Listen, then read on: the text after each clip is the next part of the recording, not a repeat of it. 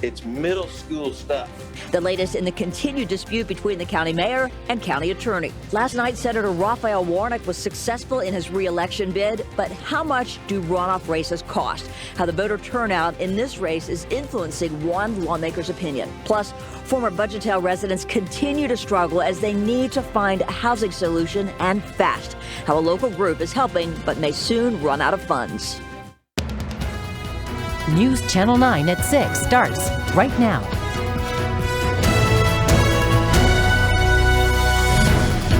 Tense moments and heated exchanges equating how Hamilton County government is running to middle school. Good evening. I'm Latricia Thomas. And I'm Kim Chapman-Winfield. One new point of contention, an audit found Hamilton County Attorney Reuben Taylor did not follow the county's purchasing rules. A Hamilton County auditor says all purchases more than $25,000 need to be approved by commissioners, and Taylor's were not. Now, the audit goes back to 2020 and shows that Taylor made purchases that were close to $25,000 individually, but added up to nearly $2 million. Those purchases were all for outside law firms that Taylor says provided legal services for the county. News Channel 9's Jordan Karnback joins us live to explain why one commissioner calls this a witch hunt. Jordan. Kim, Latricia, here at the Hamilton County Courthouse, some commissioners are saying actions being taken within county government right now just don't feel right. We went to commission today to see why tensions are so high. Stop playing politics. The campaign is over. Let's get down to business and govern for the people of Hamilton County. Pleas from the Hamilton County commissioners to get back to doing work for taxpayers. Gosh, it's middle school stuff. The clash between County Attorney Reuben Taylor and County Mayor Weston Wamp continues, with that new audit finding Taylor didn't follow the county's own protocol. Unfortunately, there's been massive waste in the county attorney, from the county attorney's office. That legal department has gone over budget chronically. According to Hamilton County Auditor Jenneth Randall, Hamilton County Attorney Reuben Taylor didn't get the mayor's approval for purchases close to $2 million to hire outside law firms to do county work. The process of the procedure that has been followed, my office has done it for 29 years. Concerns over why the investigation started in the first place. Feels like a witch hunt. It's a completely unaccountable, near-rogue legal department. And I think Reuben Taylor's felt for some time like he sets all the rules and nobody would ever hold him accountable. The heated back and forth left some commissioners with high emotions. You know what that says to people in this county? That we have a man in here that we're supporting that's wreaking havoc across this whole government. Commissioners said they have more important issues to handle and want more communication from the mayor's office. We're still working on channels of communication, and we will continue to try to improve that. And for where we have fallen short, you have my apologies. A court date set for the Wamp-Taylor lawsuit is now scheduled for January 9th at 11 a.m. We'll continue to keep you updated as we learn more. For now, reporting in Chattanooga, I'm Jordan Karnback, News Channel 9. Jordan, thank you. Taylor originally filed the lawsuit to get his pay, medical benefits, and access to his computer back after the mayor tried to fire him. Those have now been restored. And commissioners also discussed increasing how much they can spend on bids and purchases. Right now, the limit is $25,000, and commissioners want to raise it to $50,000. It was brought up that there are 29 purchases that cost more than $25,000 that commissioners would like to approve. The topic of inflation impacting costs of some items was brought up, and how increasing that bid cap could help. Another commissioner argued there should be some type of control as to what can be bought for more than $25,000. But the prices of goods and services aren't coming down. And I personally don't see the reason not to do this. Other counties have done it. As I said last week, I'm concerned about just total across the board raising that to 50. I know that other counties and so forth have done it, but I think my concern is there needs to be still some type of controls in it. Now, the resolution failed. Commissioner Martin also noted he's fine with looking over the 29 purchases and approving them at another time. There's no excuses in life, and I'm not going to make any excuses now because we put up one heck of a fight. Let's celebrate for a little while on this mountain. Let's dance because we deserve it. Last night, Senator Raphael Warnock defeated Republican Herschel Walker in the state's Senate runoff race. As you can see, the incumbent defeated the former Georgia running back by nearly 100,000 votes, holding on to his seat. Democrats now have a 51-49 advantage over Republicans in the Senate. The runoff can cost both the state and local governments a good amount of tax dollars. News Channel 9's Sam Pena spoke with a local lawmaker that was originally against runoffs, but now has since changed his mind. Why, Sam? Well, Latricia Kim, Senator Warnock won his first runoff election back in 2020, and that runoff process last night was his second victory and just ended 4 weeks. Now, originally, it was a 9-week process that was changed to a 4-week process in Georgia, and now the high cost of these special elections have some state lawmakers questioning whether or not the process should be changed once again. Another race, another runoff, and another overtime victory for Georgia Senator Raphael Warnock. After a hard-fought campaign, you've got me for 6 more years. One of only 2 states that require runoff elections, Georgia's delayed Senate results have some concern about the cost to taxpayers. Are these worth the dollar and the time and the stress everybody goes through? Georgia Assistant Secretary of State Gabriel Sterling questioning the need for runoff elections. Frankly, the office believes we should have a conversation about our general election runoffs. It's a debate Sterling says needs to happen after the 2020 runoff election cost the state $75 million. But after a record high 1.6 million in-person voters in the latest race, some local lawmakers say the system is unlikely to see further changes. If we do a runoff election and nobody votes, then sure, it's a waste of money, obviously. But when you have over 3 million votes, to me, that says that there was an appetite for it. Dalton State Representative Casey Carpenter once was a vocal critic of the runoff election, but says Tuesday's high turnout changed his tune. And he says he hasn't heard of discussions to change the law. I haven't felt that temperature in the Georgia House of Representatives so far. And we reached out to several counties in our viewing area about the cost of runoffs. Walker County responded, saying they spent around $15,000 on staffing and equipment for the special election. We'll make sure to keep you informed as we learn more about other counties. Latricia? Sam, thank you. Secretary of State Brad Raffensperger says there will be an audit of the election to give voters confidence in the process. He says it will be a partial hand recount of a certain sample size to make sure those machines accurately recorded votes. The Secretary of State's office also says there was record-breaking voter turnout. The state says there were more ballots cast for yesterday's race than there were for last month's general election, the January 2021 runoff, and the 2020 general election. The Chattanooga Fire Department says 2 dogs died in a St. Elmo fire early this morning. CFD responded to a detached garage fire on Florida Avenue just after midnight. The garage, they are a total loss. CFD says no humans were hurt and the fire appeared to be electrical. I-24 in Dade County is back open after crews removed an overturned truck from the interstate, and happened this morning. The Trenton-Dade County Fire Department posted on Facebook that an 18-wheeler crashed and overturned. I-24 east at the 2459 split was closed for just a while this morning. Well, some residents of the extended stay motel, the Budgetel Inn, are currently living at Super 8. They're receiving help from the Chattanooga Regional Homeless Coalition. But soon those residents may be looking for somewhere else to stay again. News Channel 9's Jacqueline Davis has more on the residents' struggle and why one nonprofit is asking for help. Jacqueline.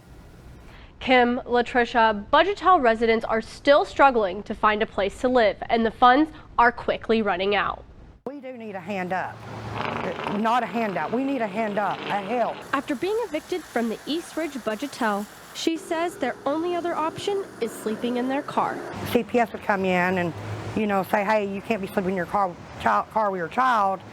We're going to have to take him into custody, and I can't do that to him. The Homeless Coalition is helping Sheila and the hundreds of other people affected, but it costs $48,000 every 2 weeks to put them up in other motels. Let's get them back in the house. We just need time. The coalition wants to raise up to $400,000 to keep these people in a place for at least the next couple months. Mike Smith, the executive director for the Homeless Coalition, says the problem with some of the hotels they are using are more expensive than the Budgetel, especially for families that have multiple children.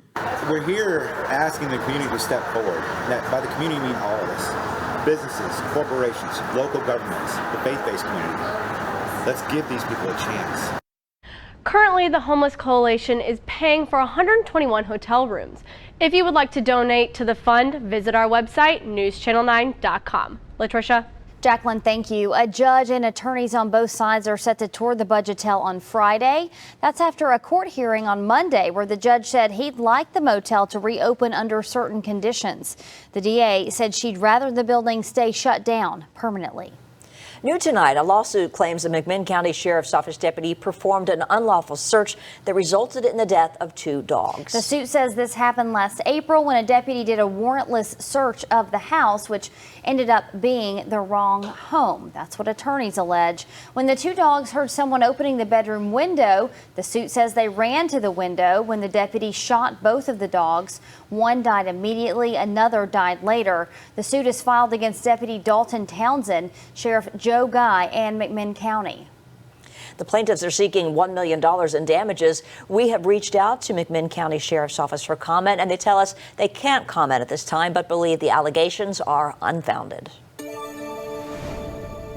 It has been a cloudy, rainy day, and there's a chance it'll stay that way for a few more days. David Glenn has a first look at our forecast and if there's a chance for some sunshine. David. Not much of that. Still quite a bit of rain still coming down right now and more often on showers throughout the night. Steady band of showers sending all the way back to Franklin and Marion County. It's moving west to east. So not as much coverage to the south, but from the state line and north. So moderate to at times heavy downpours. It's affecting travel, of course, this evening and throughout the evening hours. This is when I think we'll see the greatest coverage. I think overnight it'll be back to a drizzly, foggy pattern throughout the rest of the overnight hours. But still, a lot of that moisture extends all the way back farther off to the west with a stalled frontal boundary. So throughout the overnight hours, temperatures won't drop all that much. Upper 50s and low 60s. Watch for the dense fog overnight. And again, it's mainly going to be a drizzly pattern through the rest of the overnight hours. But tomorrow again, there'll be showers at times, but later in weather, I'll show you where the greatest coverage could be, because I think there will be some spots where it won't be as rainy. And I'll tell you when we'll finally get out of this wet pattern. I'll look ahead to the weekend and 7-day forecast in a few minutes. The economy has been on a wild ride this year, and we're now approaching holiday shopping season. One bank CEO's messaging suggests a recession may be coming soon. Police presence on Safari Drive near Standiford Gap Road in Hamilton County. Our photographer just arrived on the scene. You can see it's a little bit dark there, but some activity going on in the background. We don't have a lot of information right now, but according to the Hamilton County 911 page, there is a stabbing call there at this moment. We're working to learn more. We'll have any updates posted at newschannel9.com. We are once again getting a severe case of mixed messages on the economy. While inflation has been a heavy weight for so many Americans right now, they are once again proving it's not stopping them from spending money. But on Tuesday, J.P. Morgan CEO warned that all of that spending is leading to less in Americans' bank accounts. It's a potential sign that a recession might be on the horizon. National correspondent Christine Frizzell with the latest. It's a year that's been defined by the economy.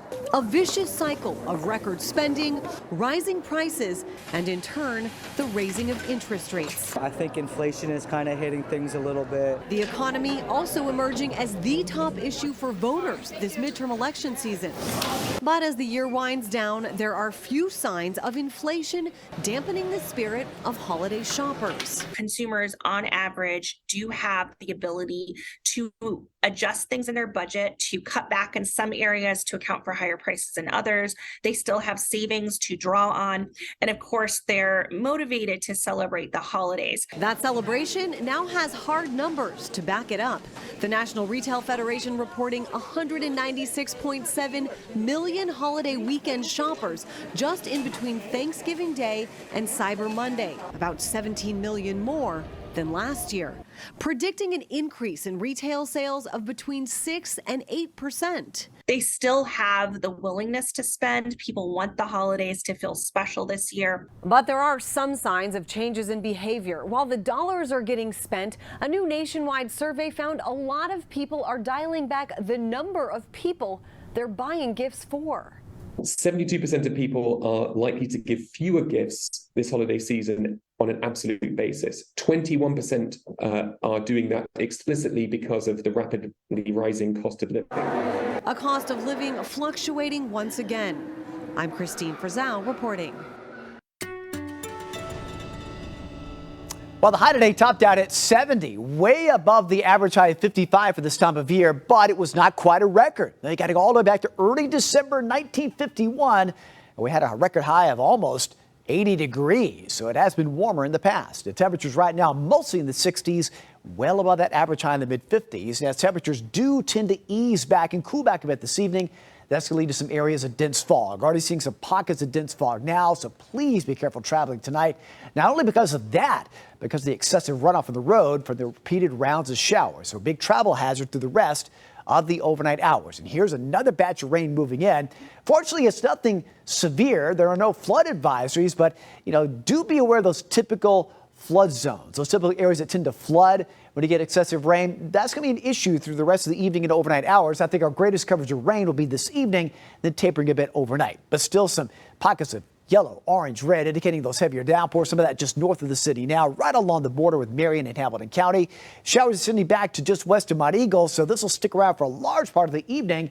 And this pattern will be continuous through tomorrow and again through at least the first half of Friday. That's all part of a stalled frontal boundary just north of us. Since we're south, it's very warm, and these little waves of energy moving along the front generating the waves or rounds of rain.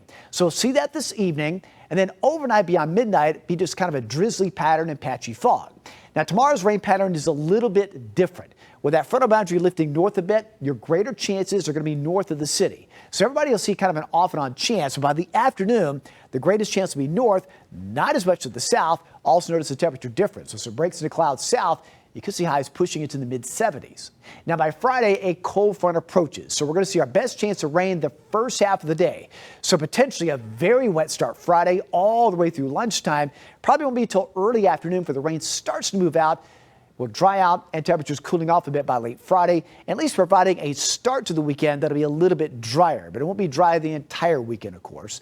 Here we go. This is early Saturday morning. Clouds around dry and cooler, but some showers could return by Saturday night, ending early Sunday. So right in the heart of the weekend, some showers will be back, but if it moves on out, then the rest of Sunday could again be dry. We'll keep a close eye on that pattern. As far as the pattern tomorrow, again, some showers are possible from time to time. Watch out for the fog early, but the greatest coverage during the afternoon will be mainly in areas north than areas to the south. And again, the temperature trend has temperatures at or above average through at least late next week. However, long-range model patterns still favor that temperatures could drop below average locally and over a large part of the U.S. mid to late months. A lot to watch over the next couple of weeks. It'll start feeling like December soon enough. 7-day forecast shows again the warm, wet pattern through at least early Friday afternoon. Temperatures easing back a bit over the weekend. Still some showers Saturday night and early Sunday. All right, David, thanks so much. Now to a quick check of conditions across the country. Here's the National Desk with today's Weather Window. Weather Window, presented by the National Weather Desk. The Red Rock Hoodoos in Utah's Bryce Canyon stand out from the recent snowfall, with elevations topping 9,000 feet. An average winter snowfall in Bryce is nearly 100 inches. This week, high temperatures will barely reach freezing, but overnight lows are in the single digits. It may be cold, but few places can claim the beauty and topography at Bryce. For more content like this, like the National Weather Desk on Facebook. Bryce Canyon, a beautiful place to visit there. Still to come, Tennessee and Chattanooga basketball were in action last night. The scores from those games and a preview of the Vols men's game tonight. That's next in sports.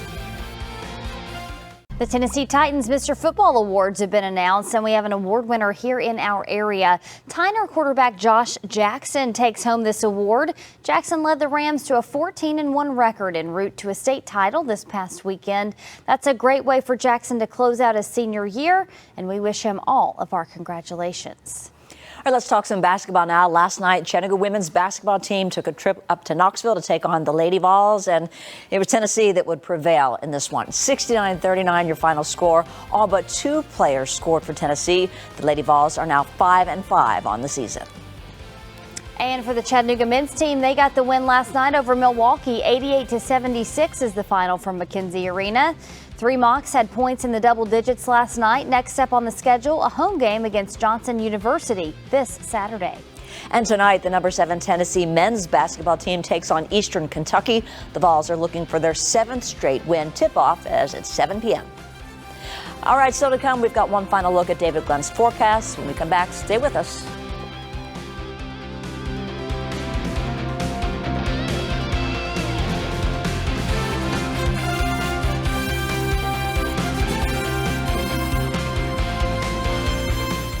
For a large part of the evening hours as it moves from west to east. Nothing severe, but some of that excessive runoff on the roadways is going to lead to some slick travel. So please be very careful. And dense fog, a big issue for the overnight hours. So a foggy start tomorrow. Still some off and on showers at times, otherwise cloudy, still warm. The greater coverage of rain north instead of south. And again, we finally get out of this pattern briefly by early Saturday, and temperatures cooling back a bit as well to the 50s through early next week. All right, David Glenn, thanks so much. And that's all the time we have for News Channel 9 at 6. But remember, our news continues 24 hours a day at newschannel9.com. Join us tonight at 10 and 11. World News is next. We hope you have a great night.